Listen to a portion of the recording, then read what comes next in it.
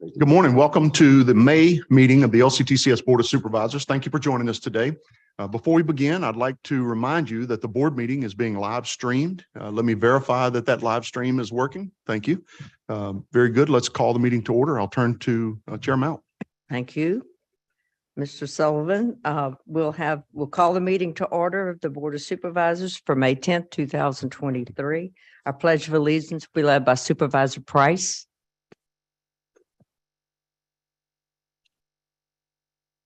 Pledge allegiance to the flag of the United States of America and to the republic for which it stands, one nation, under God, indivisible, with liberty and justice for all.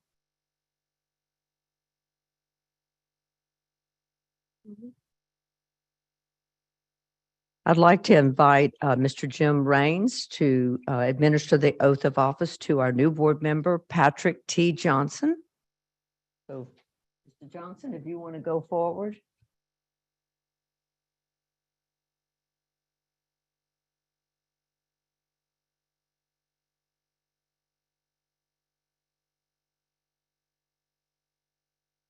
I state your name, Patrick Taylor Johnson, do solemnly swear do solemnly swear or affirm that I will support or affirm that I will support the Constitution and laws the Constitution and laws of the United States of the United States and the Constitution and laws and the Constitution and laws of this state, of this state. and that I will faithfully and impartially I will faithfully and impartially discharge and perform discharge and perform all the duties all the duties incumbent on me incumbent on me as a member as a member of the LCTCS Board of Supervisors, of the LCTCS Board of Supervisors, according to the best of my ability according to the best of my ability and understanding. and understanding. So help me God. So help me God.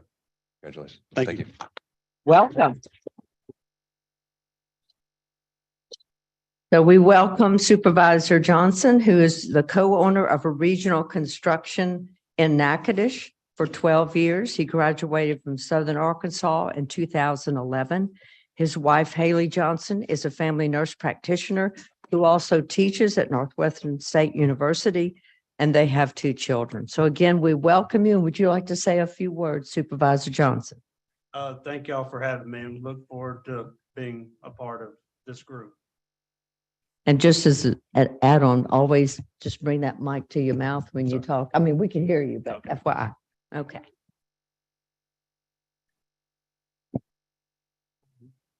Now we need the call the roll call, Katie, please.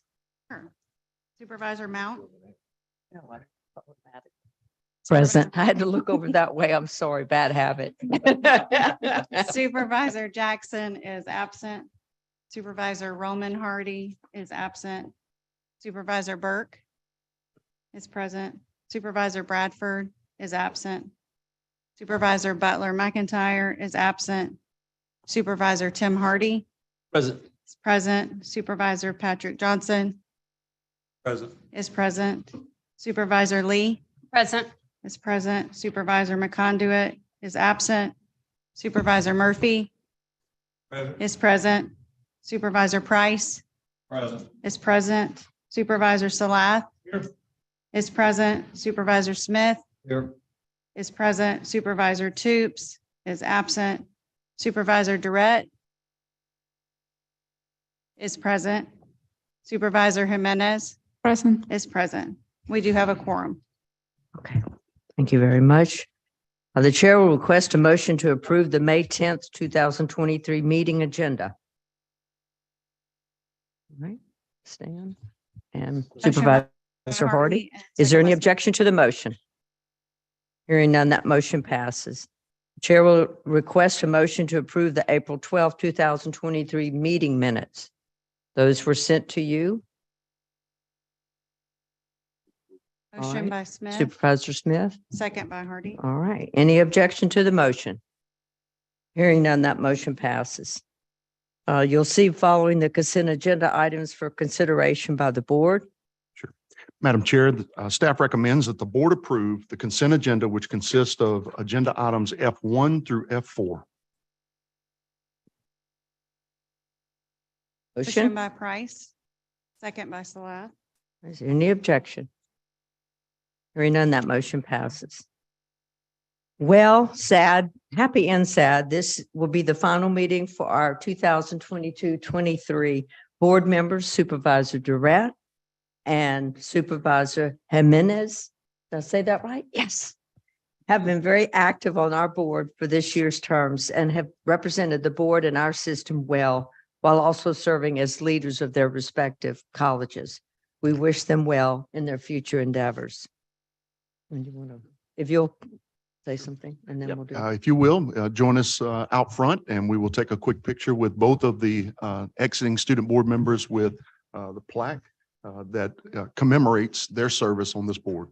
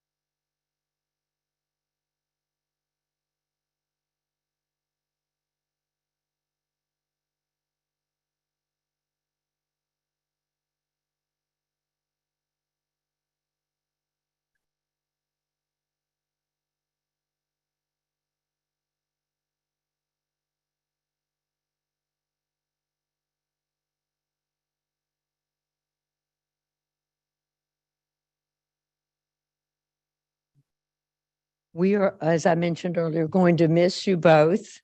And you've really been such a delight to work with this whole year and have given great opinions and thoughts from your perspective as students. And so with that, I'd like to give each of you an opportunity to speak to the board and those members who are present. Would you like to begin? I just want to say thank you for this amazing opportunity. I told all the new incoming SGA presidents to definitely run for this position because it's way more than what I thought it will be. And I got to meet some of y'all very good. And that's amazing because for what I understood, other boards are not like this. And I actually talked to some of the other student board members from the other 3 systems. And it is true. This board is pretty unique and I love that. You all made me feel like I was part of the board and I was a full member. And that was awesome because I was scared at the beginning. I'm like, oh my God, all these people know so much more than me. I don't know what I'm doing. But y'all make me feel comfortable and I highly appreciate that.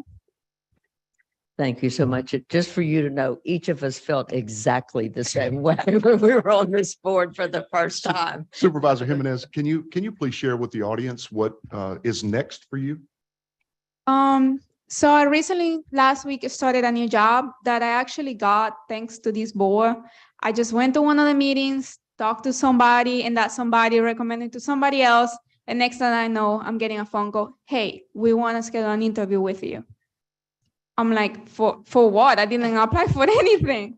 But they love me. I went to 3 interviews and they hired me just because the fact that I was part of this board, and this is an amazing and you need to be very responsible with this opportunity.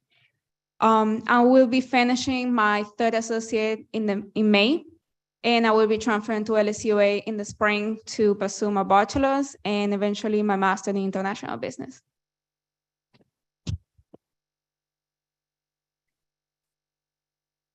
Supervisor Durrett?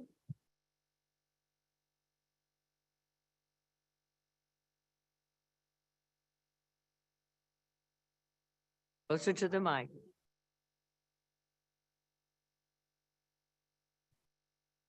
I would like to thank you for welcoming me onto the board last year, and compared to all the organizational boards, this is the best board that I've ever participated in. There are various people that are very dedicated, and the board, I feel here more of a connection and teamwork. And I've had a new experience that I'll always keep in the back of my mind in the future with organizing or on jobs or organizations, whatever, but I will always remember this experience that we've shared. So I'd like to thank you for all that experience. And I feel like this is not only a board, but this is a special family. Thank you so much, Supervisor, and a round of applause for him. And we're hoping good things are going to happen with you too. Is there something he can share about NASA? Sure.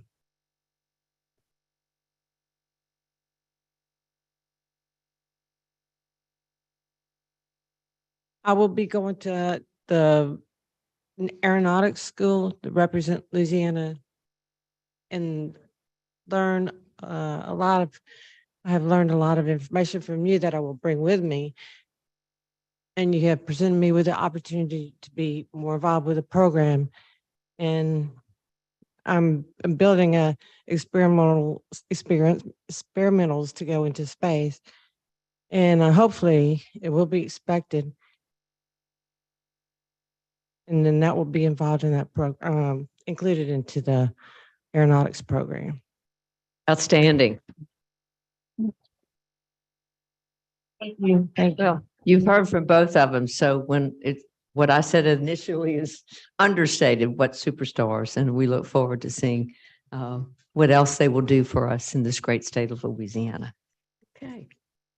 Mr. Monty? Yes, very good. Thank you, Madam Chair. And today we have an opportunity to honor someone who has been a contributor to this organization since before the organization began. That's kind of a hard thing to think through, right? There was someone who conceived of this organization a full 10 years before the legislature acted. Let that sink in. As the rest of the nation in the 1960s and 70s were building community colleges, right here in Louisiana, we had this mistake that we believed two-year colleges should grow up to be four-year institutions. We made many mistakes across the state doing that. But this gentleman instead decides Louisiana needs two-year colleges to help lift our people. So on February 13th of 1990, where were you in 1990? I won't tell you where I was. February 13th of 1990, this gentleman crafted a report that took into account where we were as a state with the two-year colleges that were in place and proposed a system of two-year colleges that is the one that we have today. It is eerie to read that report because so much of what's in it today exists.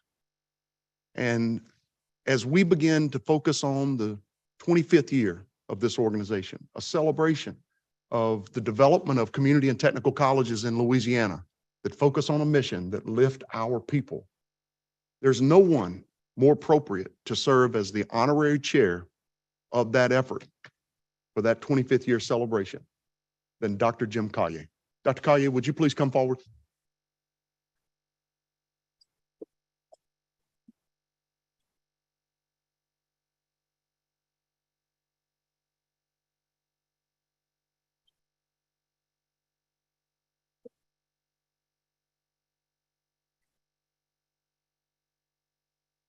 If I may, Doc, I want to give you an opportunity to say a few words, but also want to, I told you we might need to put a tissue box at the table because we have a surprise for you.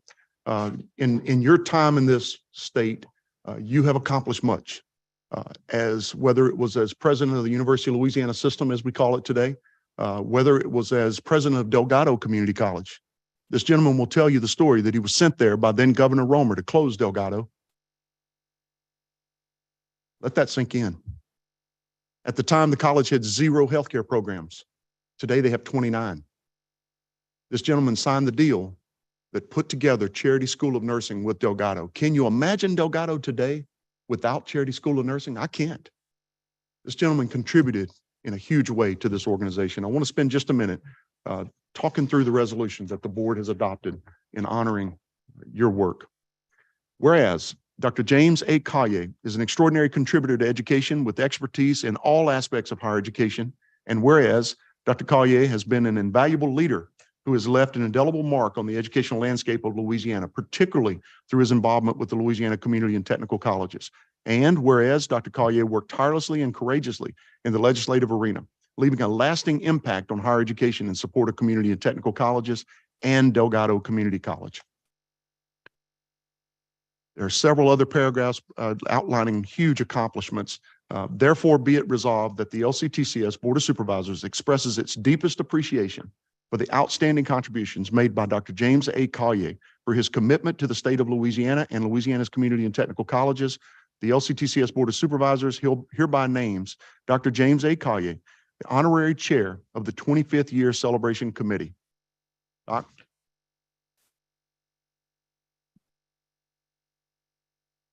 Now, if we can, I would like to turn to Landon for a brief video to outline some of the things that we have accomplished alongside Dr. Collier. So with that, Landon, I'll turn to you. Yes, sir.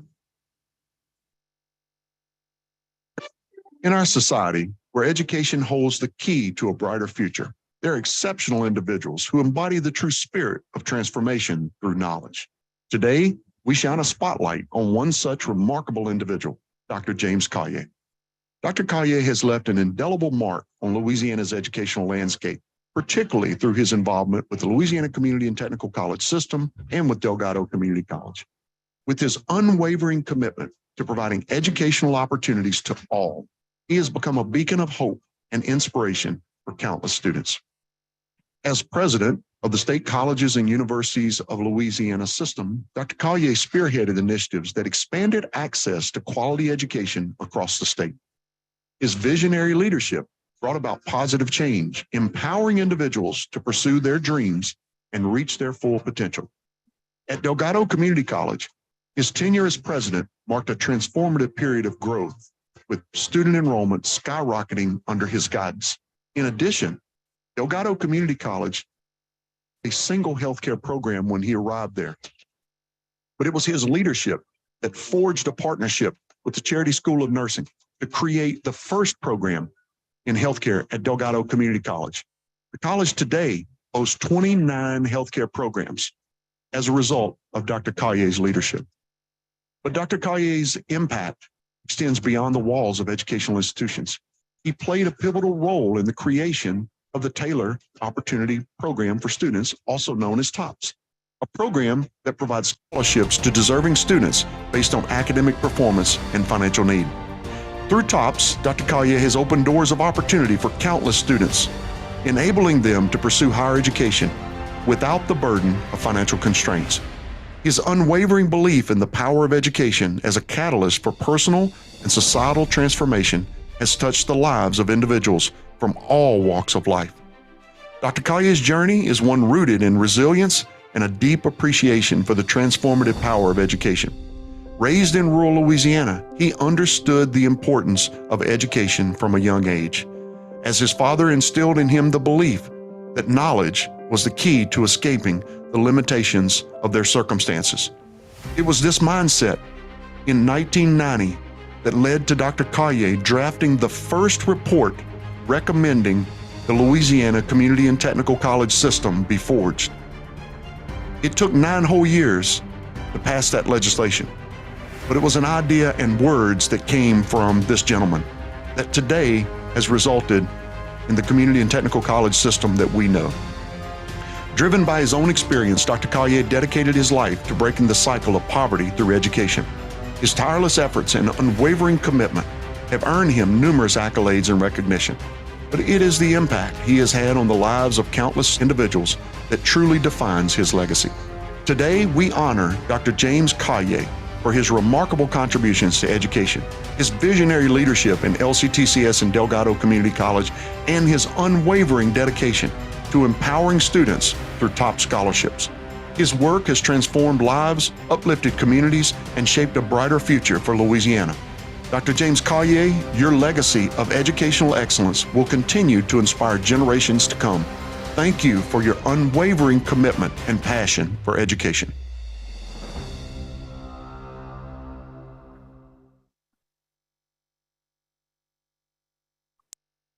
Dr. Collier.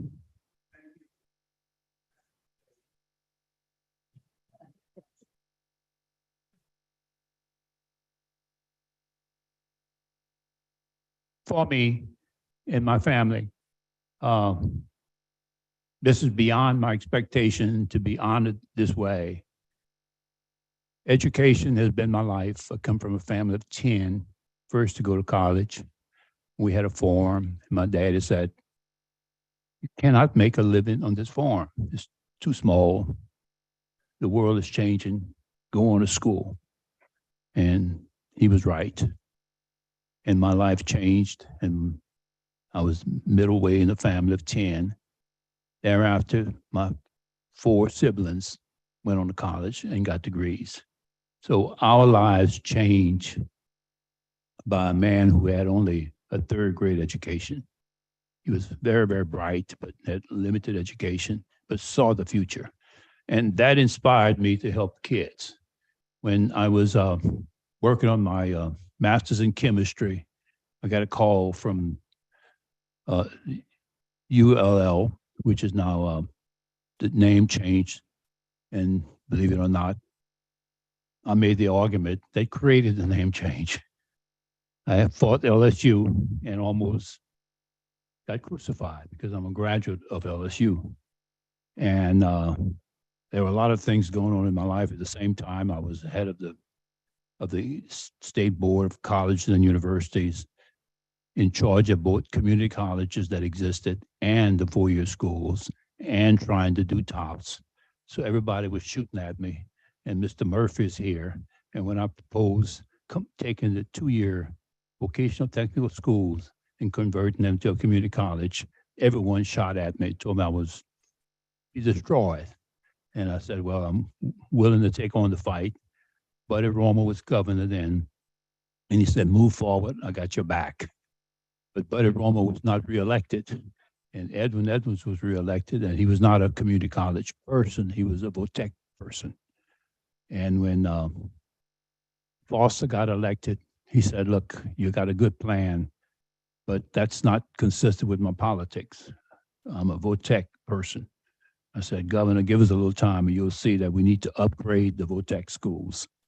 We need to move them to community college status. And he reluctantly went along and we created the community college system.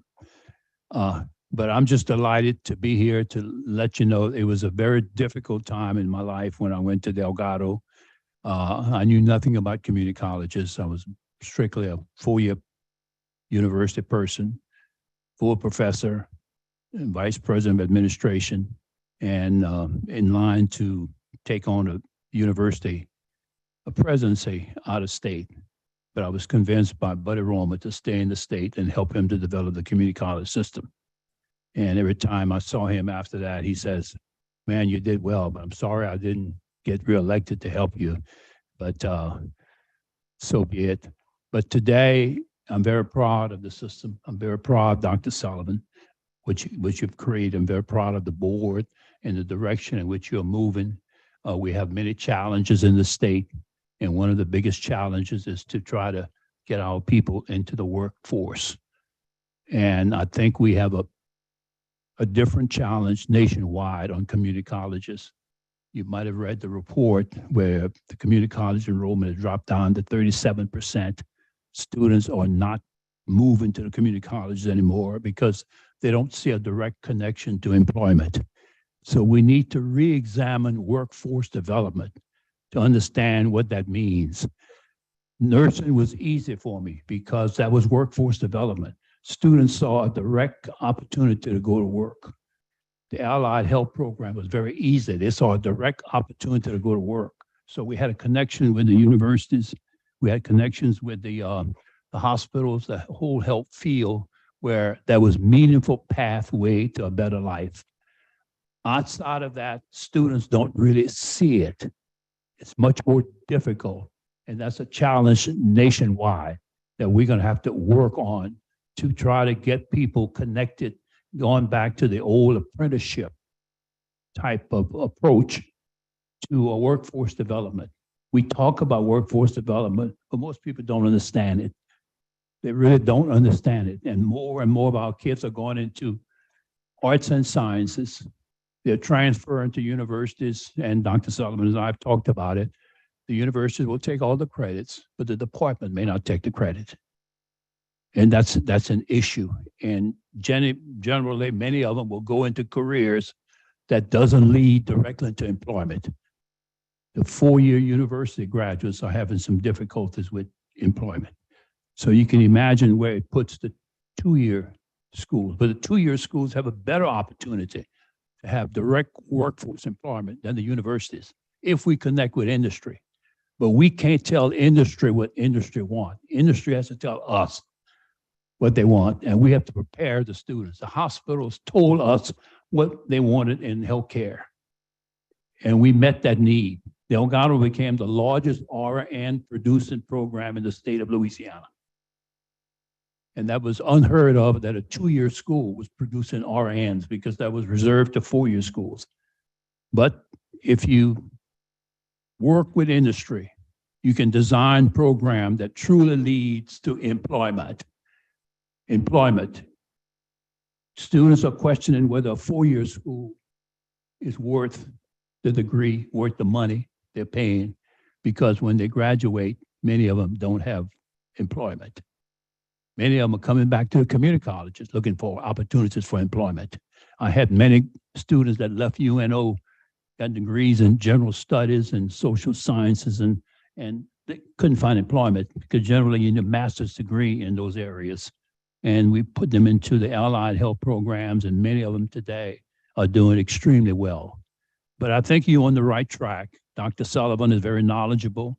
He knows where we need to go, but we need to connect more with industry. Let industry tell us. Let the outside world tell us what they want in terms of training, what kind of people they're looking for, and try to connect that with apprenticeship, where those students can do on-the-job work as well as going to school. And that will be direct employment. I'm talking a little too much, but I needed to make that point because it's so important to me. And Mr. Murphy is here, and he knew the challenges that we faced at that time, and that everyone was on my back and couldn't understand why I was pushing all those issues. But education is my love. And I think if we don't try to do as much as we can, then we are failures. Thank you for the opportunity. Yes, sir. I'd like to speak, Dr. Collier. I personally want to thank you for your efforts and foresight in advancing this new system that's now almost 25 years old. And I want to apologize for them shots that I took at you. Tyler Bridges quoted in the Advocate. But anyhow, this is just my view. But you are due a great big thank you for this reason. We have campuses in this state, especially rural campuses, that would not exist today if this change had not occurred. In the old system, these campuses were individually identified in House Bill 1, the appropriation bill. They each had their own budget.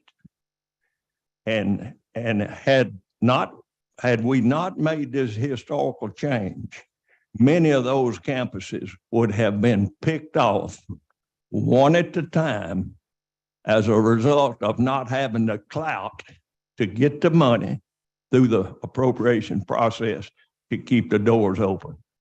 The structure of this new system has allowed those campuses to remain. And I say thank you. Thank you. Let me just add from your comments. It's clear that you didn't stop on February 13th of 1990 studying community colleges. So you still got it, and we are the beneficiaries. Let me just ask, any other comments from the board? If not, we would like to join you up front for a picture and a resolution.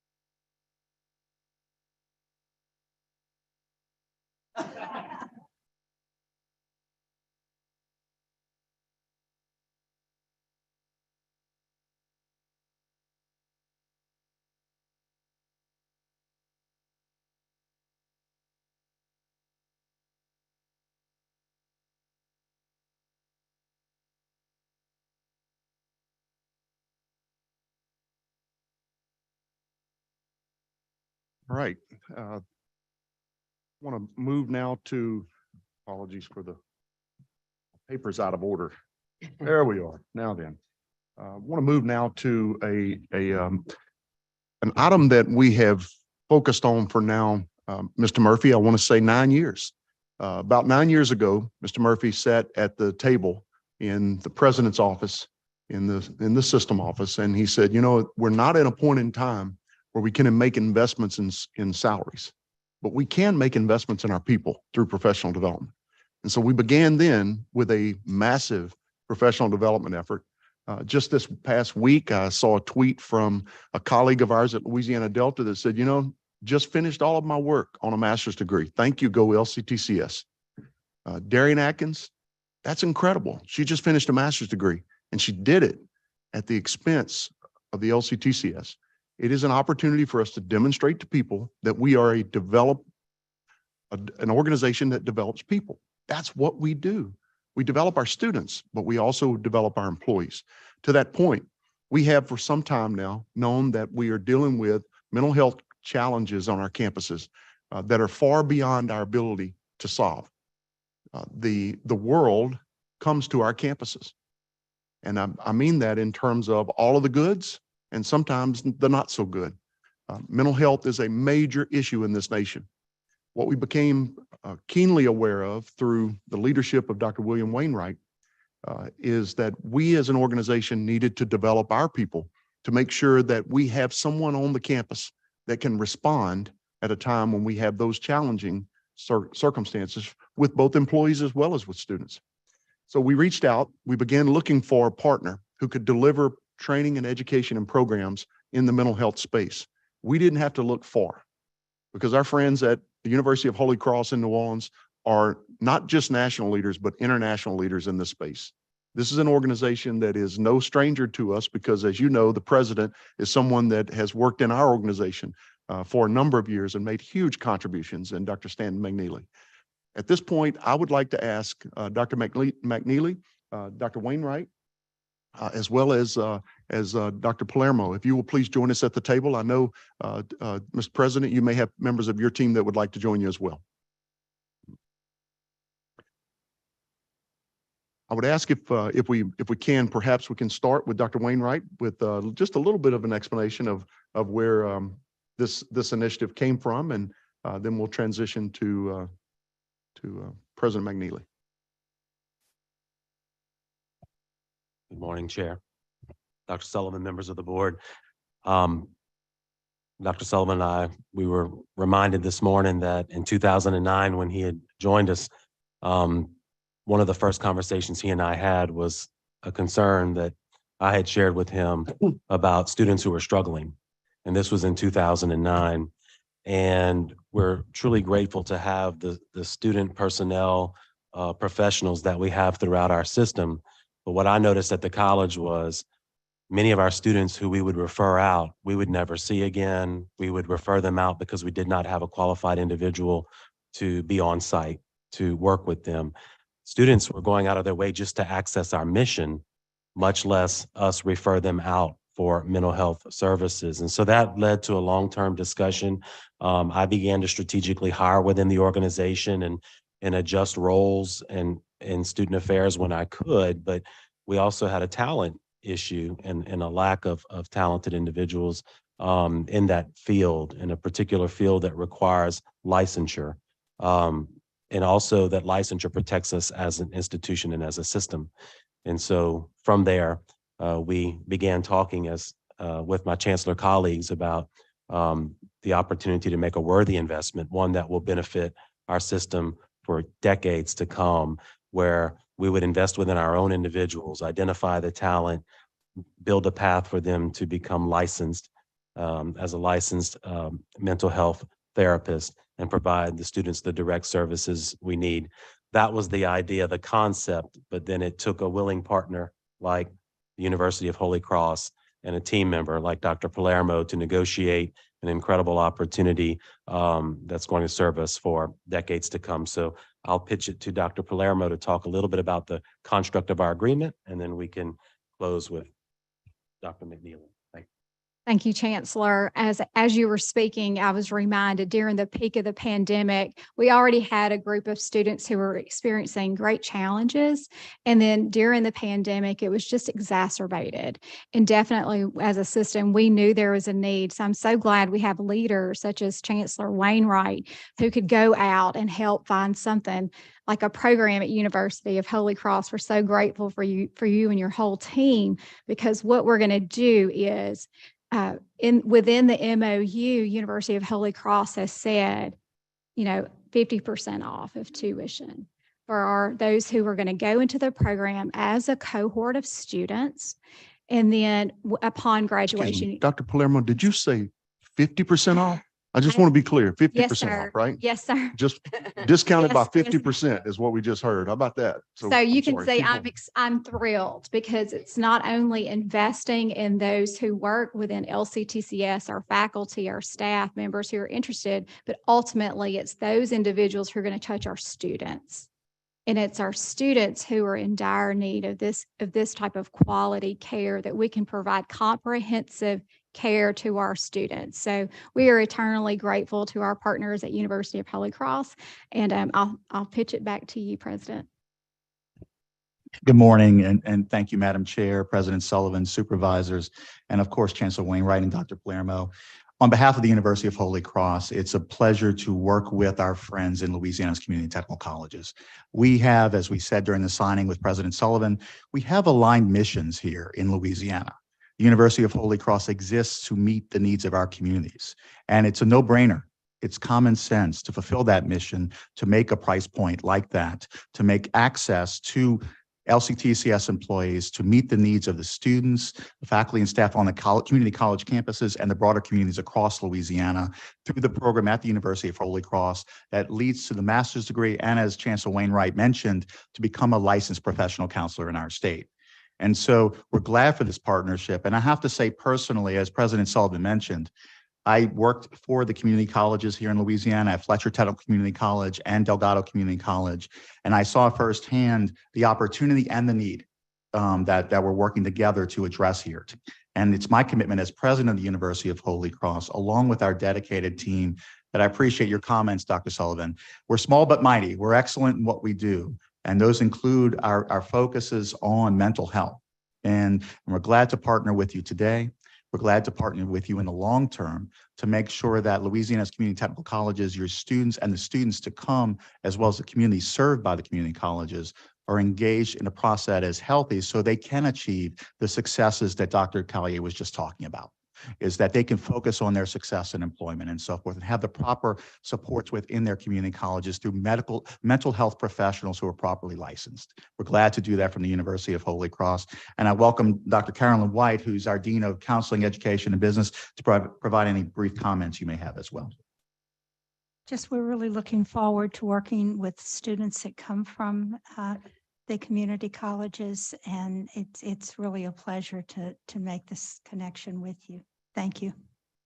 And Dr. Sullivan, I just want to close by saying that, my formation as a professional in higher education came from the leader who hired me, who serves on your board, who is a licensed professional counselor, Supervisor Murphy.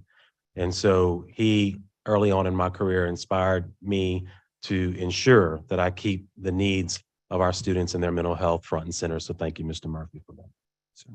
So for members of the board, this agreement is certainly about a partnership. It's certainly about financial investment. It's about investing in our people. But I want to make sure you walk away from here today knowing that we now have a cohort of 12 individuals from across our colleges enrolled at the University of Holy Cross, working to complete master's degrees, to complete licensure so that they can come back and take care of our students. The funds that are being used to cover the cost are coming from the healthcare dollar that was provided from the legislature this past year. Healthcare includes mental health. Can I just say that again? Healthcare includes mental health. So much of what we're dealing with in the healthcare space today is about mental health. So This is an investment that I think will pay dividends long-term. We look forward to being able to not just have the first cohort of 12, but to have a regular recurring opportunity for many across our system. So with that, let me ask if there are questions or comments from members of the board. Thank you to our friends from Holy Thank you. Cross. Appreciate it. Thanks, sir.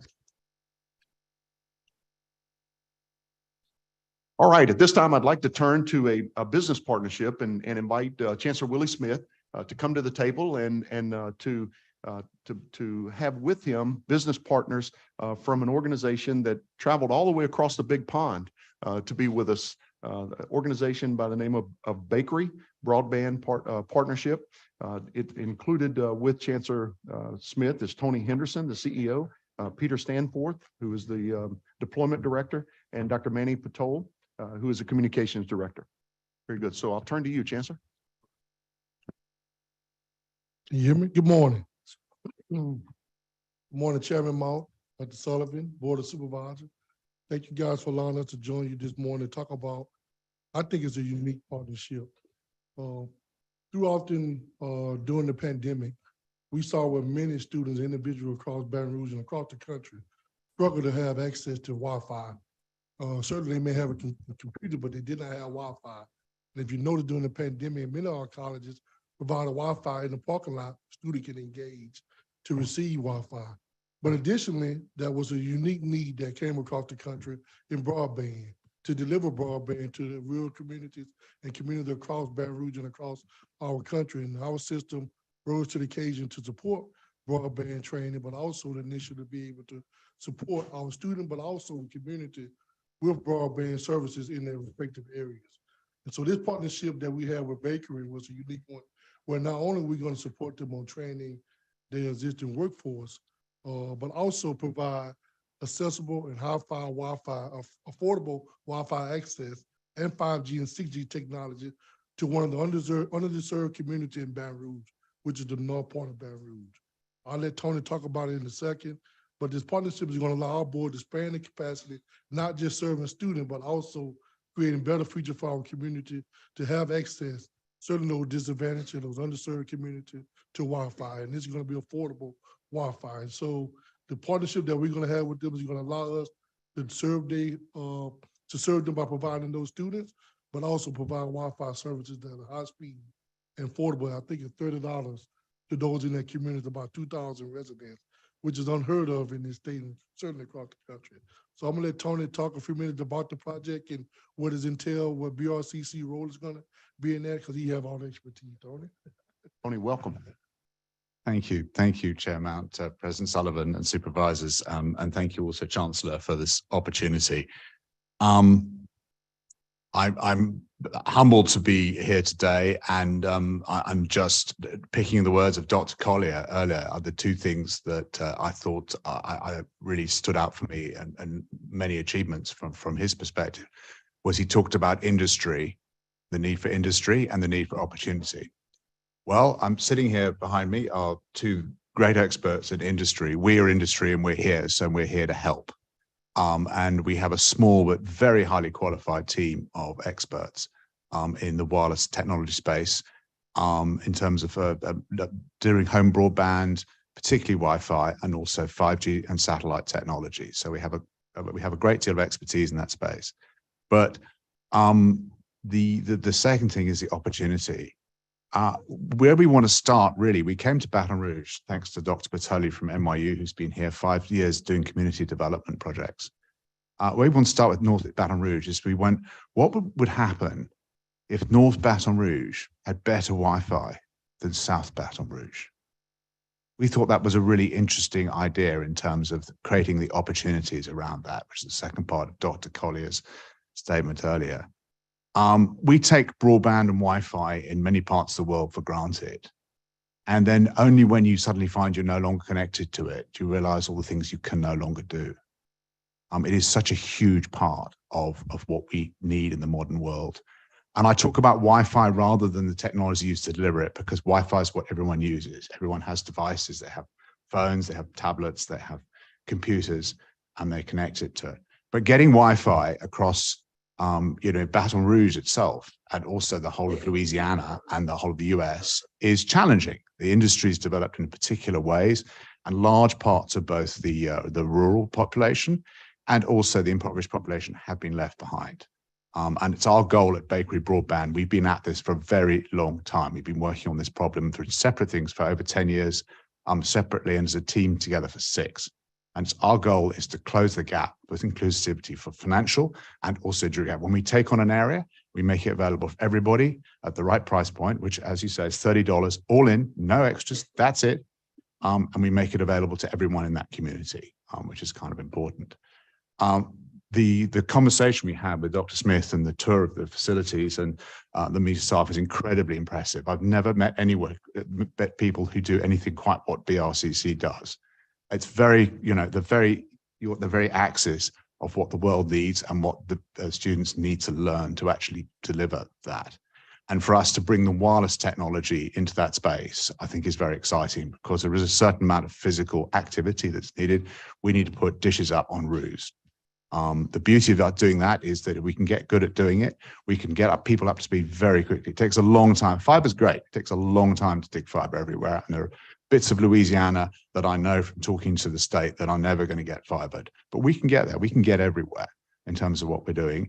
And in partnership with BRCC, not only could we help students understand how to do that and how to build that, is that from our perspective, we can create a number of jobs that will actually fulfill that, both in terms of direct with us locally. We have a local team here, but it's our goal to go to another 18 cities over the next 3 years, starting with Baton Rouge and going from Baton Rouge and using Baton Rouge as a center of excellence with BRCC to train a workforce that can take that expertise, take that and that opportunity with it. Just, I won't talk for very much longer, but just pivoting to the skills piece. If you're not connected, the range of opportunity in terms of learning is quite limited.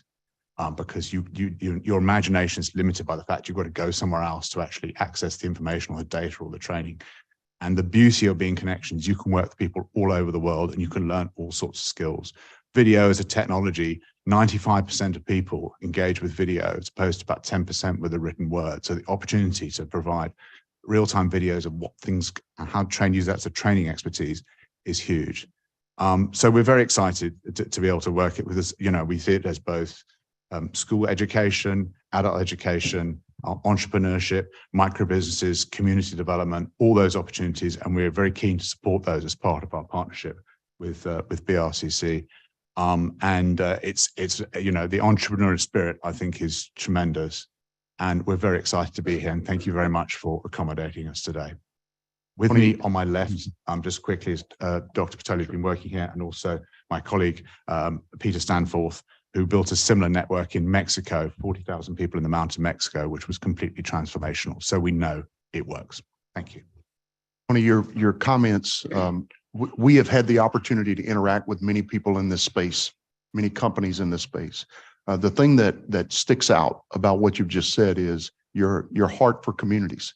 Correct. And lifting communities. While a lot of folks talk about splicing cable, about installations and how this network is going to function after the fact, very few people are talking about what you just described, and that's the common factor that I see between your organization and our community and technical colleges. So, with that, let me ask any questions of the board. Any comments? We are very thankful for the relationship, and Chancellor Smith, thank you for the work of the team at Baton Rouge Community College, and thank you to Bakery for being with us today. Thank you very much. Thank you. All right, the last item on the president's report today is an item that I have dreaded for some time because it is the bittersweet last meeting of one Dr. William Scott Wainwright. Gentleman that has been in this organization for 25 plus years and has served admirably in every step along the way. And I think all of you are aware that Chancellor Wainwright has been named the next president of Southeastern Louisiana University. Even though he's going to the dark side, we won't hold it against him. But what we know for certain is this. I can't think of anyone that has had a greater impact on not just an institution, but on a community than Will Wainwright. And I'd like to ask Will that you come forward and say a few words. Before that, I'd like to read the words of a resolution that I'll do my best to get through because hard to believe that we see Will Wainwright in a role other than Chancellor at North Shore. By the way, the only Chancellor to ever serve at North Shore Technical Community College. Whereas Dr. William Scott Wainwright has supported the dreams and aspirations of thousands of young people throughout his distinguished career, serving over 27 years in education. And whereas Dr. Wainwright served as Chancellor of North Shore, the only Chancellor of North Shore Technical Community College, for 12 years, supporting the dreams and aspirations of many. And whereas Dr. Wainwright's deep passion for advancing the mission of community and technical colleges has helped people earn the skills needed to change lives and strengthen communities, which he has done his entire professional career. With additional comments, therefore be it resolved that the LCTCS Board of Supervisors expresses its appreciation for the contributions made by Dr. William Wainwright during his esteemed career as a leader and chancellor within the Louisiana Community and Technical College system. And be it further resolved that a copy of this resolution be entered permanently into the minutes of the Louisiana Community and Technical College System Board of Supervisors meeting records, signed on this 10th day of May, 2023, by Willie Mount, Chair, Louisiana Community and Technical College System Board of Supervisors. Dr. Wainwright, I should have left that tissue box at the table, right? I can do this. I know I'll I turn can to do you. this. Mr. President. Thank you, Chair Mount, Dr. Sullivan, and to our Board of Supervisors. You know, it's ironic because the date of my chancellor appointment was May 10th, and it didn't dawn on me until you just said it out loud. For me, this journey began in Bogalusa when a gentleman took a chance on me. Being a Northwestern graduate had a huge part to play in that.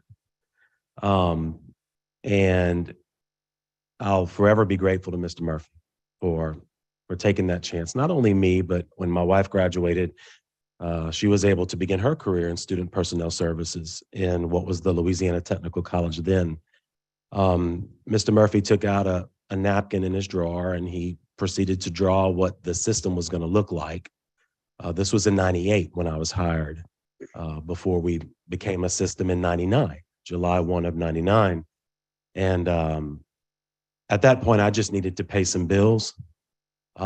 He hired me in a position that he told me it was called soft money, and I didn't know what that meant. I didn't know what soft money was. Found that out later as a grant writer, but grateful for the opportunity.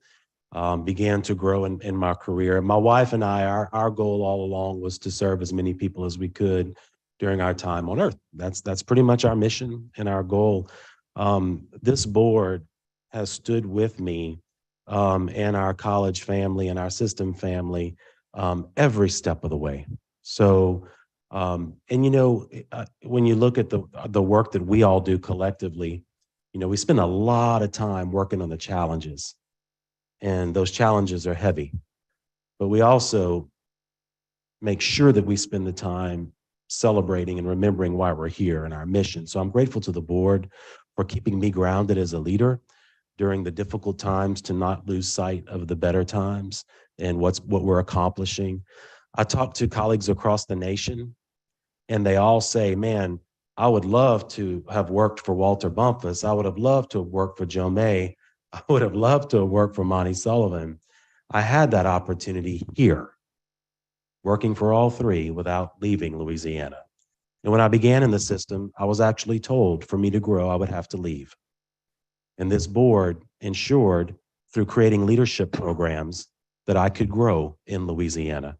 And when I look at the colleagues behind me, many who are from Louisiana who have built careers, those not from Louisiana who have brought incredible knowledge and an opportunity to our state, I'm just blessed. I plan to carry that with me to Southeastern, continue to pray for me and my wife and our family through this transition. I look forward to coming back to this table in the very near future to share what model 2-year, 4-year partnerships look like and to continue to work with my colleagues to ensure that all of our students that we're bringing through our community and technical college system have opportunity beyond their completion as they grow within their employment to continue their long-term journey in higher education. So thank you all. I'm eternally grateful and grateful to my colleagues and the system staff behind me for carrying me through many of these years. Thank you.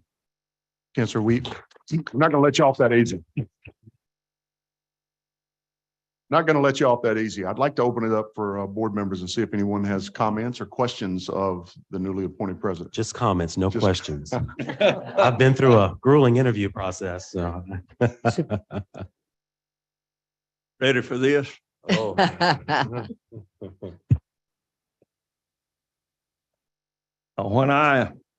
When the announcement came,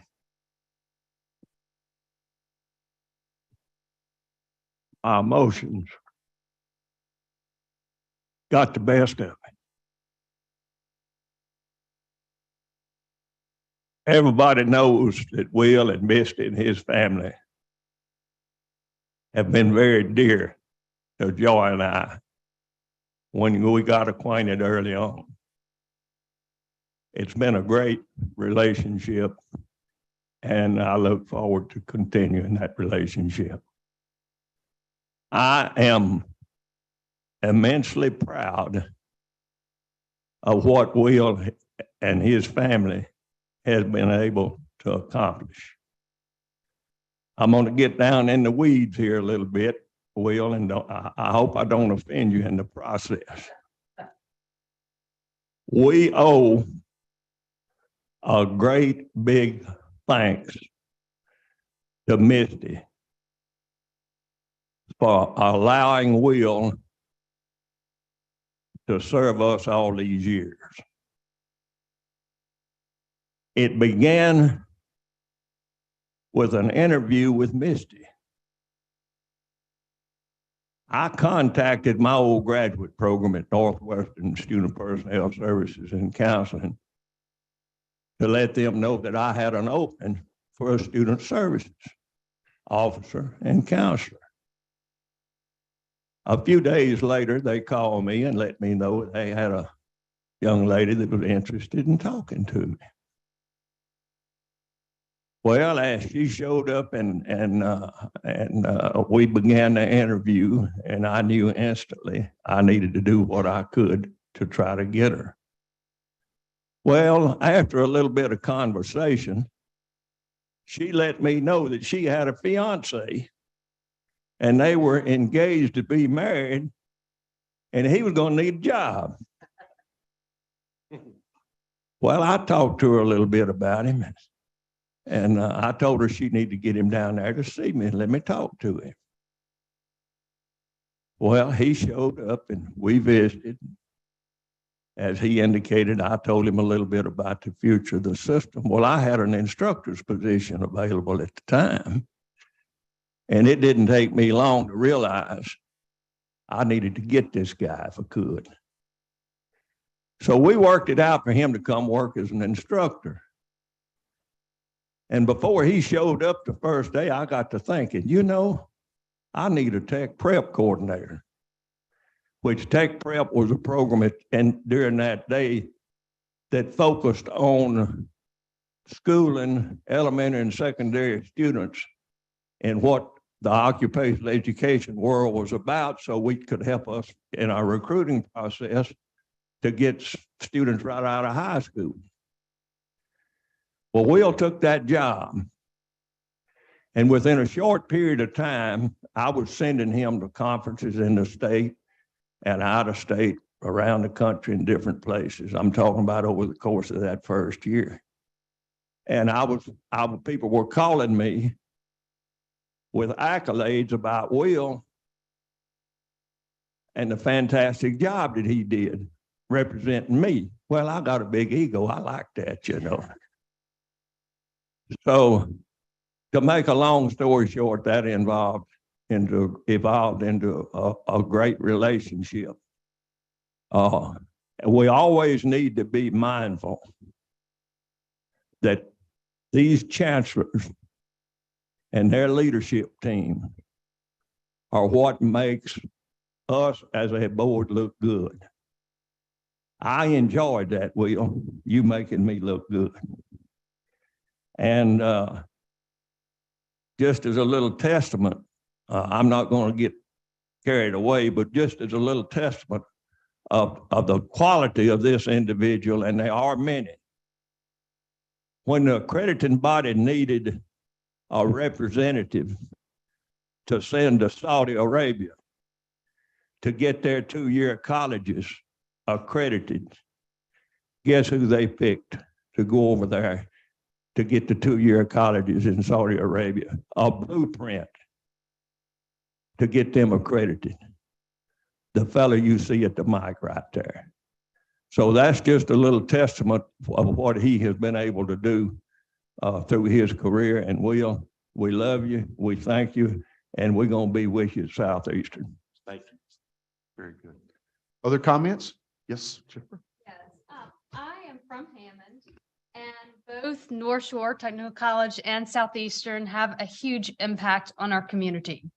And during the short time I've served as a member of this board, I have learned and seen what a huge impact Chancellor Wainwright has. So I am extremely proud that he's been named president. It just seems natural that he would be. And I would like to say again, congratulations, Chancellor, now President Wainwright. Thank you. Thank you. Very good. Other comments? I'll just say a few words. Just again, congratulations. You've made us so proud. You were such a huge asset for our board and our system. And we look forward to continuing to work with you, but we'll miss you. I'll miss you too. Okay. Thank you. Yeah. The Chancellor, soon to be President Wainwright, let me just say this. You've been the consummate professional, but you've also been a gentleman. During your tenure, we've given you some assignments that I personally thought could have been challenging. You took those assignments. You absolutely knocked it out of the park. So let me just say to you, congratulations. Continue to do what you do. I'm excited about the relationship between where you're going and where we are and what we do. Thank you. All right. With that, Madam Chair, if you'll join me, we have one more picture.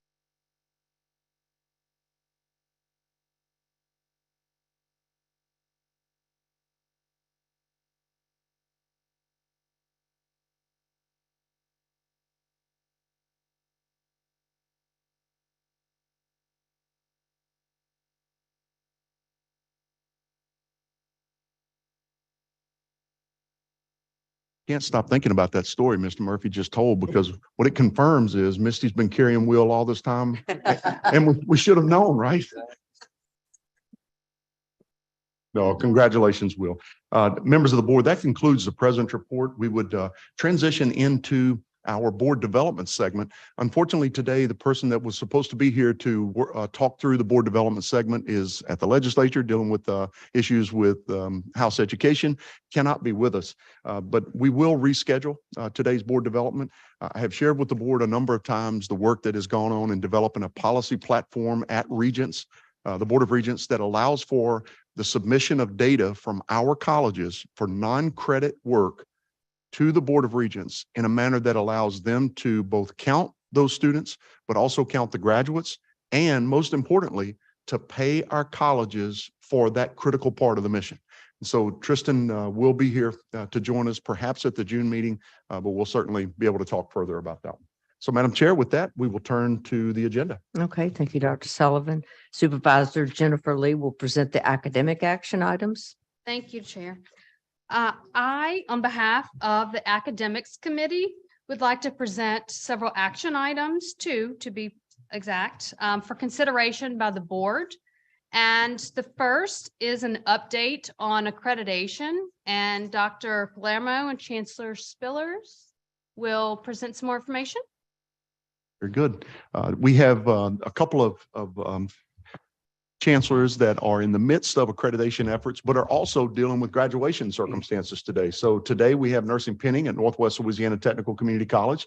So Dr. Spillers is exactly where she should be, pinning those nurses. Today, Chancellor Jimmy Sawtell's son graduates from Northwestern with a master's degree. And as much as Jimmy claimed he needed to be at the board meeting, I made sure he understood that if he's not at that graduation for his son, he may be in trouble with the board. So in his stead today, certainly very capable hands of Heather Spillers. I do that still. So Heather Spillers Poole, who is with us. So let me turn it over to Dr. Palermo. Good morning. Again, it's good to see you all again in the last 5 minutes. So I would like to, on behalf of Dr. Spillers, just give a quick academic accreditation update. Northwest had an ATME reaccreditation visit on April 23rd through the 25th. ATME is a programmatic accreditor that accredits their instrumentation, electrical programs. The visit went very well, and the program will be recommended for reaccreditation. This was a wonderful experience. It was reported to us as the faculty and staff. This was a good first step as they prepare for the upcoming SAC-COC institutional accreditation. So it was a great experience, and I guess I could just say the morale is high at the college. The college has received some feedback about their SAC-COC application from staff, and expects to receive official written response soon. Once the college receives the review, they will begin submitting their application as soon as possible. The college is also currently working on their COE self-study in preparation for their September 5th reaffirmation visit. That is my update for Northwest. I'll turn it over to Dr. Spillers. Thank you. Good morning. I am Heather Spillers Poole, not to be confused with Chancellor Jada Spillers. Thank you, Chairman Mount and members of the Board of Supervisors and Dr. Sullivan. I do bring greetings from our Chancellor, and I thank you for allowing him to attend his son's graduation, where he is getting his master's today from Northwestern. We do have several updates regarding our SAC-COC team visit and the pending determination from the SAC-COC Board of Trustees. Possible spring 2024 visit in our ensuing the fiscal year 2023 Louisiana Legislative Auditor's full scope audit. You may recall at the April's Board of Supervisors meeting that Dr. Palermo provided an update about our SAC-COC visit at the time that was conducting our team visit during that meeting at CLTCC. The visit during that meeting was to bring a possible rendering of the determination of pass or fail. The team conducted their visit and are now presenting their findings for consideration to their Board of Trustees next month at their June meeting. This will determine whether or not our college will achieve candidacy. Provided we receive an official passing determination, we will tentatively schedule a possible final visit for April 2024. As one of our final requirements, we were required to have a successful full scope audit conducted for 2023 fiscal year. We do want to thank Dr. Sullivan and Mr. Joe Marine for their working with us to schedule the earliest possible audit that should wrap up in February 2024. While it was a difficult decision to push that date for early 2024 rather than a final quarter of this year of 2023, it is in the college's best interest and for the process. We do want to thank our partners at the Louisiana Legislative Audit for their willingness to support our college and their schedules over the past 4 years as we have worked through this process for our full accreditation. Simply put, they have made us a better college throughout this full journey. Chancellor Saltel and I would like to thank again LCTCS, their Board of Supervisors. Dr. Sullivan, you and your staff have been tremendous, as well as our sister colleges for all of their support during this process. We would also like to recognize our team at LCTCS and CLTCC. They have worked amazing throughout all of this journey. It has been an amazing process. And of course, our community, our business partners and industry and community partners have been truly tremendous. Dr. Poole, I want to spend 1 second going back to that decision that you Yes. mentioned, because what took place in the visit that this board, members of this board had an opportunity to participate in was a candidacy visit. Remember, the most important part of the accreditation journey is candidacy, because what that allows for is it allows the college to change its accreditor with the U.S. Department of Education. And so the goal all along has been candidacy first. The group did such a good job. The team did such a good job in that visit with the SACS team that the SACS team already began to think about the next step. They were pushing for a next step that would take place not at the June 23 meeting, but at the December 23 meeting, because they felt like full accreditation could be accomplished by then. Because of the constraints of the LLA full scope audit, our friends at LLA were willing to do this work. They simply said to us, "Are you sure?" Because it was a compressed timeline. It would have given us about 4 months to do a full scope audit. That's tough. So we decided instead to step back, to focus on a June of 24 timeframe for the full accreditation. I think it is the right direction. It was the original schedule anyway.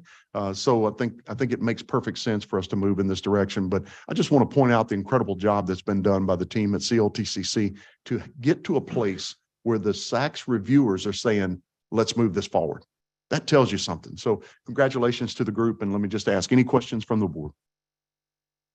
All right, hear none. Thank you very much. Appreciate Thank it. you. Appreciate it. All right, thank you, Dr. Poole. The second item relates to the Program Health Index, and Dr. Palermo, will you update us on that? Yes, ma'am. Thank you, Supervisor Lee. This is for board information. Every year, our colleges submit about a third of their programs to the central office for review. This is where we take a look at each program and how they're responding directly to industry, to the market, and for future. So in your packet, you'll see that over 100 programs were reviewed, reflecting all 12 of our college. So this is simply for board information, and I'm here to entertain any questions. Any questions on this item? All right, hear none. Thank you very much. Thank you. Appreciate it. All right, thank you, Chair. Madam Chair, that concludes the Academics Committee Okay, report. thank you, Supervisor Lee. Next, I'll have Supervisor Salath present the facilities action item. Thank you, Chair. The Facilities Action Committee has one today. We'll ask Joe to explain the demolition of a building at Fletcher Technical College, LAMPI site. Joe, would you please? Yes, sir. As with all facility items, anything involving a demolition, regardless of the size, it can be an outhouse, it can be a shack, it can be a 30,000 square foot building, requires board action. Sorry for the outhouse reference, Dr. Sullivan. But in this case, we're not too far off. We have a 18,000 square foot. We have an 18,000 square foot cinder block building that was damaged during Hurricane Ida. That was basically the roof torn off, flooded from waters that came up, and it was a storage facility. In essence, the campus or the college has moved everything out of that facility and is asking for permission to demolish that building, again, requiring board action. So staff recommends that the board authorize the president and the chancellor of Fletcher Technical Community College to execute all documents necessary to demolish a building at the Lampe site located at 331 Dickinson Road, Houma. The Office of Facility Planning and Control must approve the demolition of this building. Thank you. Is there a motion to accept the recommendation? Motion by Smith, Do we have a second by Jimenez. Any discussion? Hearing none, then the motion carries. Thank you, Madam Chair. That's our only item. Right, thank you, Supervisor Salath. Madam Chair, You wanna add when to is this this? teed up to go? Yes. I mean, like, when's this gonna happen? Like next month or next week or? I don't want to say next month. Well, pretty soon, actually. Yeah, they've been teed up, ready to go. Okay, They're just waiting yeah. board action to move on it. Yeah. Supervisor Smith will present the finance action item. Okay, we have one finance item, Joe, consulting services contract between Fletcher and Huron Consulting Services. Yes, sir. This is just as a bit of background, any contract that exceeds $150,000 per board policy requires board action. This is an extension of an original contract Fletcher had with Huron, where they are amending it, which would bring the contract from its original cost of $98,000 to up to, not that they're going to spend it necessarily, but up to $191,000. This is for professional development of faculty and staff at the college. Consequently, staff recommends that the board approve an amendment to a consulting services contract between Fletcher Technical Community College and Huron Consulting Services, LLC, effective July 1, 2023 through June 30th of 2024. This contract is subject to the approval of the Office of State Procurement. All right, we've heard the recommendation. Do we hear a motion? Motion by Salah, second by Jimenez. Okay, we've got a motion and a second. Do we have any questions for Joe on this item, board members? Hearing none, are there any objections? With none, that motion carries. All right, so then we have some money, which is a good thing, right? We got endowed professorship matches. Yes, Did I sir. say that right? Yes, sir. There is a fund at the Board of Regents that provides for matching funds to private donations from colleges and universities. In this case, we have an endowed professorship at North Shore, where the foundation is putting up $60,000 and $40,000 coming from the Board of Regents for a total combined amount of $100,000, again, for endowed professorship in math.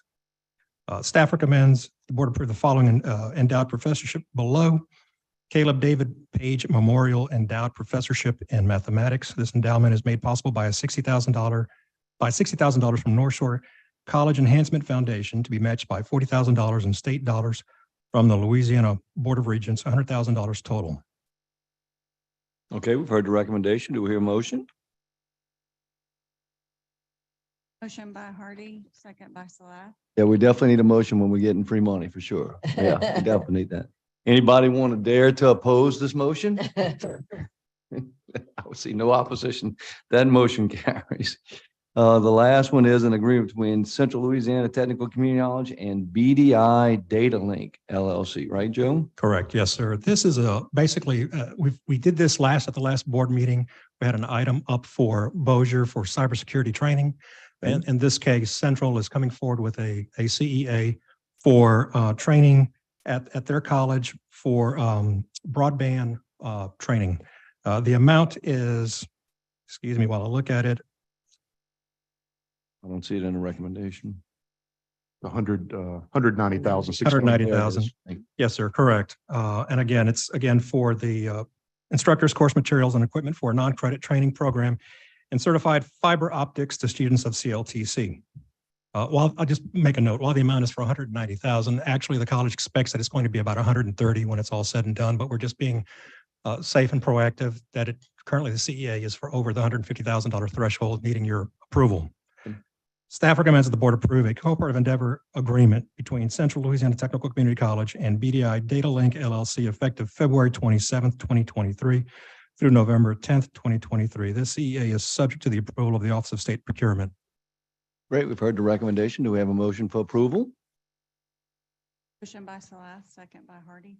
Okay, we've got a motion and a second. Any questions for Joe on this one? Any objection? Hearing none, that motion carries. There you are, Madam Chair. I think I'm Thank you, finished. Supervisor Smith. Now call on Supervisor Hardy to present the personnel action items.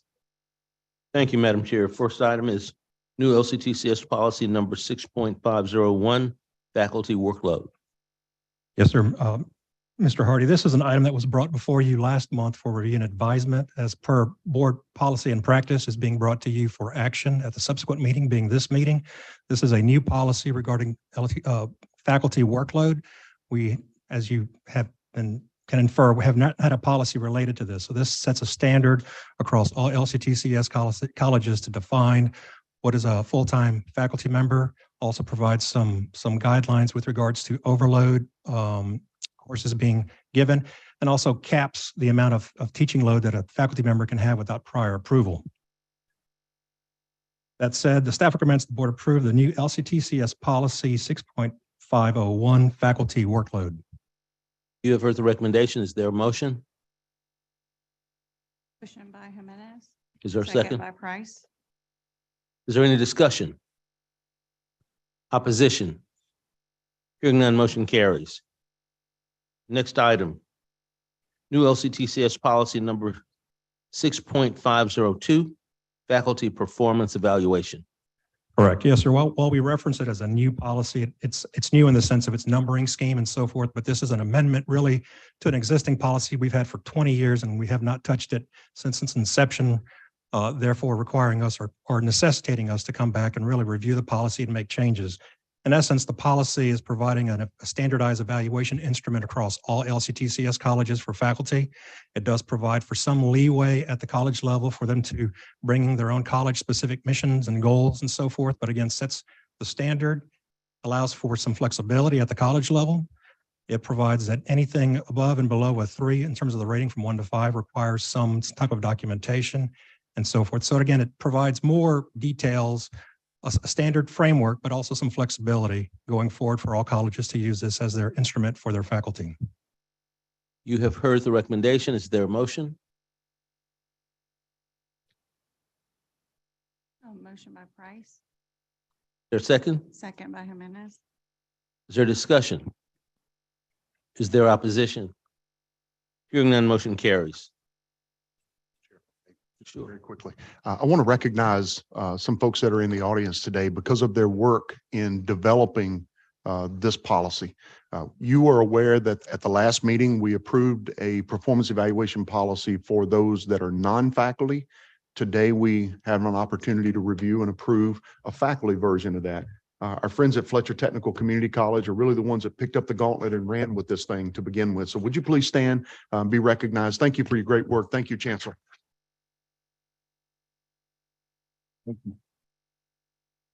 Very good. Turn back to you. Okay, Supervisor Hardy. At this time, I request a motion to enter into executive session to discuss item I.9 and I.10. Is there a motion? Motion by Jimenez, second by Smith. At this time, I request a roll call vote.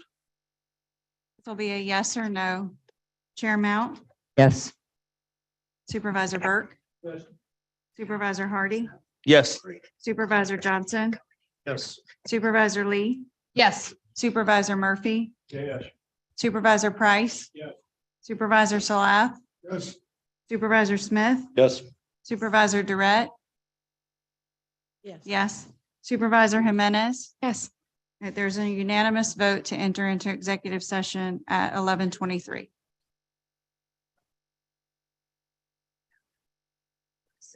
Yeah.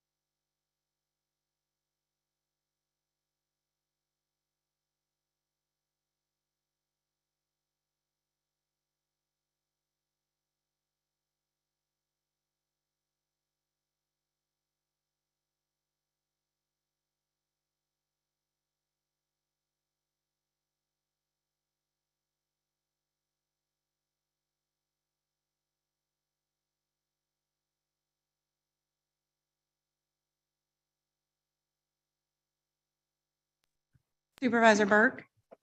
Present. Supervisor Hardy. Present. Supervisor Johnson. Thank you. Present. Supervisor Lee. Present. Present. Supervisor Murphy. Present. Present. Supervisor Price. Here. Present. Supervisor Salah. Here. Present. Supervisor Smith. Here. Present. Supervisor Jarrett. Here. Present. Supervisor Jimenez Here. is present. We have a quorum. Okay, thank you, Ms. Waltrip. We're reconvening the meeting and wish to say that no votes were taken, no consensus was reached during the executive session. With that, Yes, I want to continue my presentation, personal action items for reconsideration. First, pending and potential litigation. Board received an update on both those pending and potential litigation items that are being handled by the AG's office, as well as those that are being handled by our private outside counsel. But no votes were taken, no decisions were made. And finally, number 10, appointment of acting interim chancellor at North Shore Technical Community College. Yes, sir. I'll read the recommendation. Staff recommends the board appoint Dr. Jim Carlson as acting chancellor of North Shore Technical Community College effective May 10th, 2023 until June 4th, 2023, with a base annualized salary of $22,054, resulting in a base annualized salary of $169,080, effective June 5th, 2023 through December 31st, 2023, or until a suitable candidate is found. He will assume the role of interim chancellor with above base annualized salary with additional compensation comprised of $25,000 in housing allowance, $7,500 in vehicle allowance, and a $2,500 civic organization allowance. That is for board information. Is there any action necessarily to be taken? Do I have a motion? Motion by Murphy, second by Lee. Moved and seconded. Is there discussion? Is there opposition? Hearing none, motion carries. Dr. Carlson was not able to be with us today as Chancellor Wainwright was here. Dr. Carlson was back on campus doing exactly what he should have been doing, which is taking care of a pinning ceremony. So certainly look forward to having him join us at our next meeting. okay. Thank you, Supervisor. Thank you very much, Chair Mount. Thank you, Supervisor Hardy. Please note the updates that you have on your printed agenda here and encourage all of you to just review that information. Other business, we have any other additional business to come before this board? Hearing none. Ms. Waltrip, is there any public comment? We have received no public comments through any outlet. Okay, thank you. Under announcements, just please let Katie know if you plan to attend any of the spring 2023 commencements. Reminder that Tier 2.1 financial disclosures are due May 15th. And I'm looking around, I hope everybody's already done it. And if not, do it quickly. All right, the chair will entertain a motion to adjourn. Move adjourned. Motion by Is there a Smith. second? Any Second objection? by- Hearing none, we're adjourned. You're not waiting for a second. There you go. All right.